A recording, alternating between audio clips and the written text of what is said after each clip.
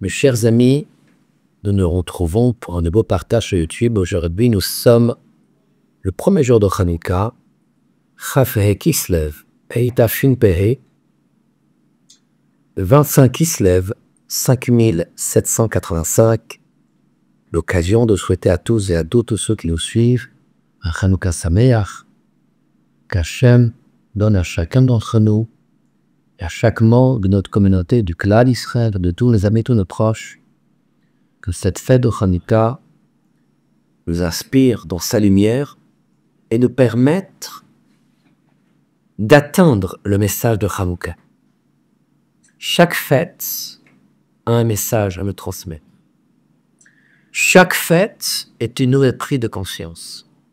Si nous disons chez Riano, hier soir, lors du premier allumage, nous disons chez Riano, à chaque fête, il y a un chidush, une nouveauté dans l'état d'esprit, une nouveauté dans la prise de conscience, une nouveauté dans ce que cette fête peut m'amener. Et d'ailleurs, c'est bien le chidush, la nouveauté qu'il y a depuis le jour de Rosh Hashanah. Lorsque Rosh Hashanah arrive une fois par an, il y a Or Hanash, une nouvelle lumière dans ce monde. Une nouvelle compréhension, un nouvel état d'esprit, de nouvelles décisions, un nouveau départ. Aujourd'hui également, nous pouvons avoir un nouveau départ. Un nouveau départ dans quoi? Là, bien sûr que Hanouka, les enseignements se multiplient. Hanouka vient du mot chinuch, qui veut donc dire éducation. C'est un renouveau intérieur dans notre propre éducation, notre façon de parler, notre façon de concevoir la vie, les priorités que je donne dans ma vie. Est-ce que se rendre à la choule, au prier, est-ce une priorité ou pas? Mettre une kippa sur la tête, est-ce une priorité ou pas? La preuve, c'est que dans la vie, tous les jours, j'ai mes priorités. Je suis prêt à faire 10 000 km pour ce qui est important. Et ce qui est moins important, mettre un talit katan, qui n'est pas forcément important, je ne mettrai pas. Par contre, tfilin, bar mitzvah, je les mettrai. Bien sûr qu'il y a une différence entre tfilin et talit katan. Mais c'est dans cet ordre de priorité dont il faut avoir une prise de conscience. Et dans cette volonté de se dire que dans ma vie, j'ai la possibilité d'honorer et de faire la volonté d'Hachem. Et ceci est la réflexion qu'il faut avoir à Hanouka. Quelle était la volonté des Grecs? La volonté des Grecs, marqué dans Tehillim, Vaya'aleni mibar sha'on mitit hayaven. Tu m'as fait sortir du puits de l'abîme, mitit hayaven. Que veut dire tit hayaven? Tit hayaven, c'est de la boue, comme les samouves. La boue, c'est quoi? C'est un mélange entre afar ou maï, entre la terre et l'eau. Lorsqu'on rentre dans les sables mouvants, il est parfois, il est toujours extrêmement difficile et pratiquement insurmontable de sortir de manière naturelle. Tu as besoin ici d'un d'un miracle. Tu as besoin de ce qu'on appelle l'aide du ciel. Pour sortir d'une situation qui sent que tu es en train de t'engouffrer dedans. Et lorsque vient cette fête de Hanouka, nous prenons conscience d'où devons-nous sortir. Nous devons sortir de Tita Yavel, de cette boue. Yaven, les mêmes lettres que Yavan, avec les ponctuations différentes. La volonté des Grecs, les Yévanim, les Grecs, était d'amener les Juifs à se trouver dans une situation, à oublier et à mettre de côté Siyata Nishmei à l'aide du ciel, à ne réfléchir que de manière naturelle et à comprendre que finalement, le seul chemin qu'il y a, c'est la nature. D'ailleurs, les Grecs ont dit aux Juifs, Kitvu lachem al keren asher écrivez sur la corne d'un taureau. Lachem cheled meloké d'Israël. Vous n'avez pas une part dans le Dieu d'Israël. Accomplir le commandement de Dieu de manière logique et rationnelle, certes, mais ne pas y mettre l'aspect spirituel. En d'autres mots, la philosophie grecque de Socrate, Aristote, le culte de la personnalité, le culte du physique, l'abstraction du divin.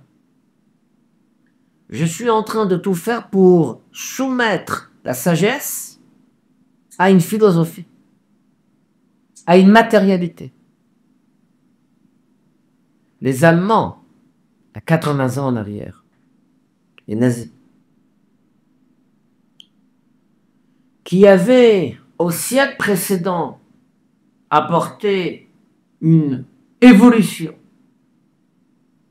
dans le comportement et dans les mérites qu'il fallait octroyer aux animaux, au crédit qu'il fallait leur donner, la manière dont il faut se comporter avec eux, se sont comportés pire que des animaux. Il n'y a pas d'égal. Pourquoi? Non pas qu'ils n'étaient pas intelligents. L'intelligence existe. Mais je suis en train de soumettre l'intelligence à une philosophie. Donc la philosophie est la chose la plus importante, de penser qu'il y a ce qu'on appelle une race supérieure, une race inférieure. À chaud. Un tiers de notre peuple est parti en cendres. Et de se dire que finalement, la chose qui est la plus importante, c'est la philosophie. J'ai une philosophie sur Terre, et en fonction de cette philosophie-là, la sagesse doit alors y tendre, y pencher. Bien évidemment que cela a amené au plus grand cataclysme de l'histoire. La plus grande destruction, le plus grand massacre, chacun le sait. À l'époque des Grecs, ceci a amené à ce que des Juifs s'assignent. Ces Mitzievanim, ceux qui étaient entre Matityahu et les Yevanim, entre les Grecs et Matityahu, ces Juifs qui étaient hellénistes, jusqu'à ce que même le nom de Yerushalayim va être changé en Antioche, Antiochos. Donc tout cela nous amène à une réflexion de se dire, ne faisons pas l'erreur de soumettre notre sagesse à une philosophie. À quoi doit-on soumettre la chorma, la sagesse? À une valeur qui est plus haute que la sagesse. Car une philosophie peut être une philosophie des plus bestiales, des plus banales, des plus monstrueux, des plus cruelles. Tu n'exprimes pas. Tu ne donnes pas à la sagesse sa valeur. Car la sagesse est une valeur qui est extrêmement raffinée. À quoi la sagesse doit-elle aspirer? À ce qui est au-delà de la sagesse. La chorma, la sagesse, doit être capable de se soumettre à ce qui est supérieur à elle. Comme la compréhension passe en second plan après la sagesse, comme la connaissance passe après la compréhension, comme les sentiments passent après l'intellect, comme la concrétisation passe après les sentiments, et comme l'être humain passe au-dessus de l'animal, qui passe au-dessus du végétal, au-dessus du minéral. À quoi l'être humain doit-il aspirer? À ce qui est au-dessus de lui, et non pas dessous de lui. Et c'est ça le symbole de la Chanukah. Le symbole des flammes que nous allumons tous les soirs, nous avons commencé à admettre hier soir pendant 8 jours. À quoi la chorma, la sagesse, doit-elle se soumettre? Elle doit se soumettre à une flamme. Quelle est cette flamme? À une lumière. Quelle est cette lumière? Cette lumière, c'est une lumière intérieure qui est en nous, qui est indestructible, qui est incompréhensible, irréfutable, insaisissable, imperturbable, mais qui est le divin, la parole d'Hachem. À aucun d'entre nous, il ne sera demandé de comprendre cette parole, mais de nous soumettre à cette parole. Un juif qui veut commencer à comprendre, le comportement d'Hachem. Donc il veut finalement soumettre une philosophie et dire que je dois tout comprendre. Ma philosophie est de tout comprendre. Donc la chorma, la sagesse qui est en moi, doit tout percevoir. Chose qui est une totale erreur. Il n'existe pas une philosophie qui est la suprématie d'être humain. Parce que la philosophie s'inscrit dans un état de fait. J'ai une philosophie de me comporter comme un animal, donc ma chorma, ma sagesse va se soumettre à cela, qui est une erreur totale et complexe. Tu es en train de rétrograder et tu ne donnes pas la valeur profonde et réelle de la chorma, la sagesse, qui est une valeur extrêmement raffinée, qui doit se soumettre à ce qui est au-delà, je dirais, de mon raffinement. Qu'est-ce qu'il y a plus que la chorma, plus que la sagesse? Eh bien, ce qu'on appelle l'irrationnel. Où se trouve l'irrationnel? Non pas dans une philosophie bestiale, non pas dans un état de fait matériel. L'irrationnel se trouve dans ce que tu ne comprends pas. C'est à cela que la chorma, que la sagesse doit se soumettre, c'est-à-dire au divin.